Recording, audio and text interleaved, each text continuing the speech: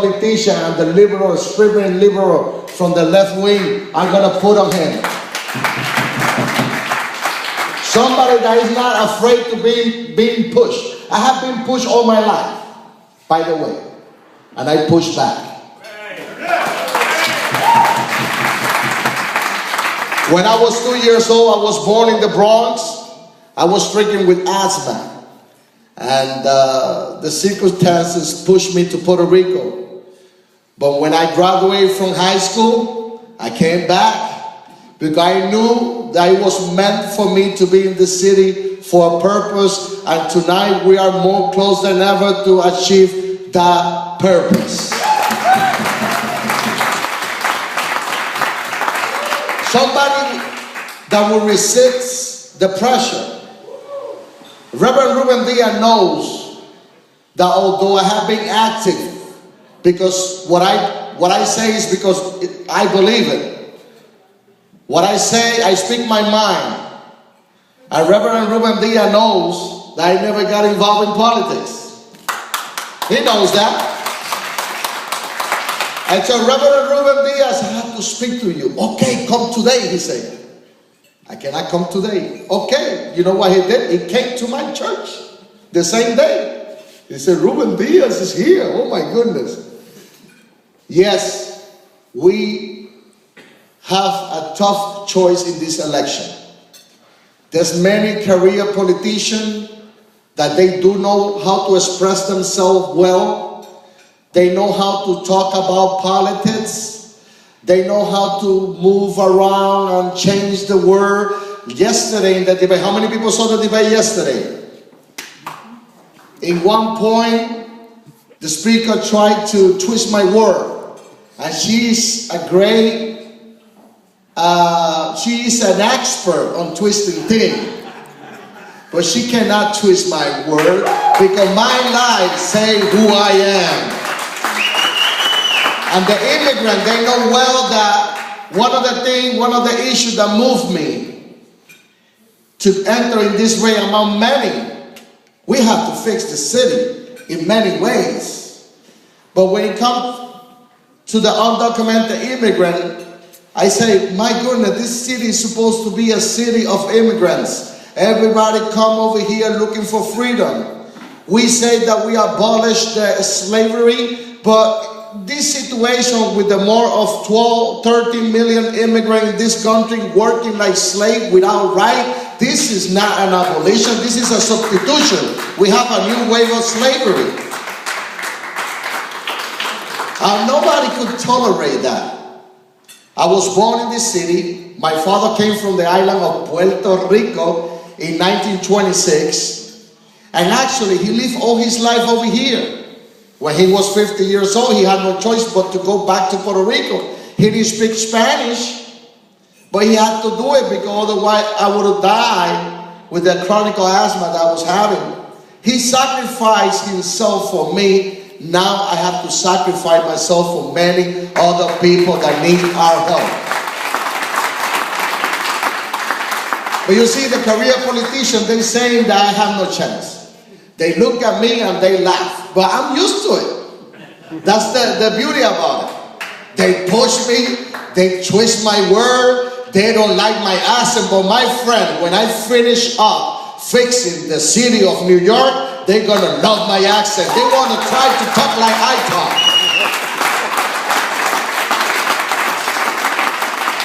I came back when I was 17. When I was 18, I started business with an Italian family right over here, Avenue P and Coney Island Avenue. In 1 year, they made me the manager. The business was very successful. I was able to push that business up. And then in 1994, my wife Sonia, she told me, I want to open a store, a bookstore. He said, are you sure? Yes. You want to open a bookstore? Yeah, okay. I'll back you up. And that bookstore was able to grew and expand. We opened another one in the Bronx, in Queens, in Staten Island, and many other places. We create so many jobs, and I was proud of it, you see, because it's something that we achieve on our own. We have to overcome many obstacles. They push me, They say I was not going to be successful. They say I have many things against me, but yet we was able to run a big operation. And then in 2003, I would open a radio show. People who know about how difficult it is to do radio in the city know that it's almost impossible. But yet we was able to build one of the biggest Spanish evangelical radio network in the northern east of the United States of America. We have 4 stations, 24 hours a day, 7 days a week, broadcasting simultaneously at the same time. Everybody listen to us in Connecticut, in Long Island, in New York City, in New Jersey, and yet they say we have no chance. They look at me and they laugh. They look at me like, like they feel sorry for me. They could feel sorry for me. That's good, because once I am in City Hall, I am not going to feel sorry for those who do not come close to what we really are standing for. Politicians, that when they go to an office, they forget about everybody. They get close into a bubble. My friend, when I was giving out food, and this is the moment when I decide finally to run, I heard Mayor Bloomberg saying that everything was back to normal, that Super Hurricane Sandy struck the city, but everything was okay, that we was going to have a marathon. And the very same day, I was over here in Coney Island, and I saw more than 40 people looking for food in the garbage. I said, wait a minute, there's something wrong with this politician. Not only with the mayor, because most of the other politicians are attacking the mayor, but they forgot that they are part of the current system. They are also elected, and they have done nothing for this city. The city does not feel proud of them. That's why the city are not going to choose them. They're not going to elevate them to a higher level. They're going to choose somebody who have been working for 24 years, not because I am a politician, because that's what I love to do, to help people, to help the most vulnerable. They're going to choose somebody from Main Street, and they're going to make a mayor.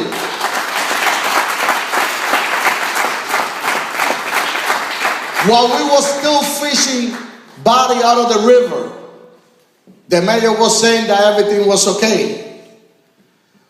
He want to close the only link that the more of 500,000 New Yorkers have to the city.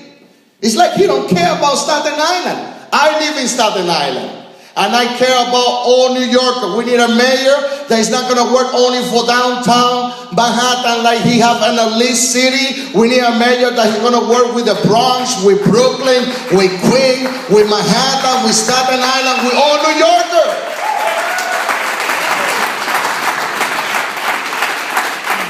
And they can push me, and they could say, you had no chance, you had no money, you had no name recognition. You could add to the list, but still, if I had the children of God with me, I'm going to achieve the victory.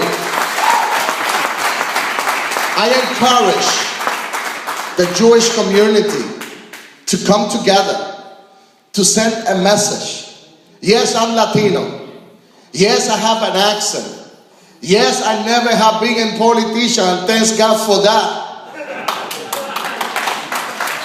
But one thing I'm going to assure you, when it comes to the community, the Jewish community, and the different community, the Polish community, the Chinese community, the Korean community, the Muslim community, the Spanish evangelical community, the Spanish community, and all the community, I'm going to work with respect. I'm going to work with dignity. I'm going to respect you. If you come to me to talk to me, I'm not going to look to you like you are weird. No, you are a New Yorker. You have your religion belief, and you should be respectful for that.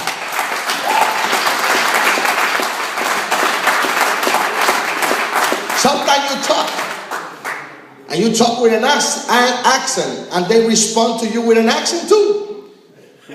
Good morning. Good morning to you. We talk with an accent. We don't think with an accent. We are very smart. We know what we're doing. And together, we're going to send a message. Together, let me tell you, they used to laugh a lot. Now they're laughing a little bit less. I got somebody causing trouble around here, around here. Sending message back and forth. This is doable, my friend. We could do this. We need money. Yes, we need money.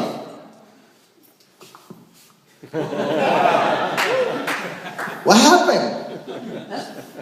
Nobody's cheating no more. We need a lot of money.